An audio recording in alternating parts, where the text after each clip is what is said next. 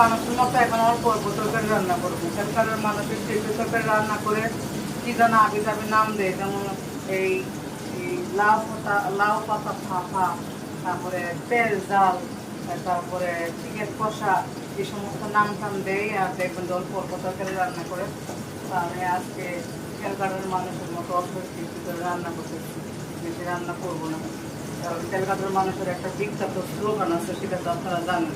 যেমন আমাদের বাংলাদেশ থেকে কেউ গেলে ওদের বাসায় যদি কখনো কারো বাসায় পরিচিত জনদের বাসায় যায়, তখন বলে দাদা কি আপনি কি এসেছেন নাকি যেয়ে খাবেন? তারপর বলে কি না থাক দাদা টাটকা একবারে গিয়েই খাবেন বাসায়, টাটকা খাওয়ার দরকার নেই। ওটা বলছি কারণ আছে, কারণ ওরা এত কৃপণ কেন আমি জানি না, ওরা খুব কৃপণ, ওরা প্রচুর কৃপণ, সত্যি ওরা প্রচুর কৃপণ। মাসে 20-30টা ইলিশ মাছ খেয়ে ফেলায়, আমরা তো দেখাই না কেউ। ওরা একটা ইলিশ মাছ খেলে দাঁড় দৌড় পিটাই আসে, আর কিন্তু দেখায় তাকে কি একটা অবস্থা করে। বদনামি করতেছি না, আমার রাগ ওর ওদেরকে দেখলে আমার পেটে খিদা লাগে। এই যে 2টা ইলিশ মাছের মাথা দিছি, 2টা বেগুন দিছি, এত কম তরকারি আমি কোনদিন রান্না করে নাই, ওরা রান্না করে। তাই আমি এই কথাটা বললাম, এমনি এমনি বলি নাই, কারণ দেখেছি। মানে এত কম তরকারি কেন রান্না করতে জানেন?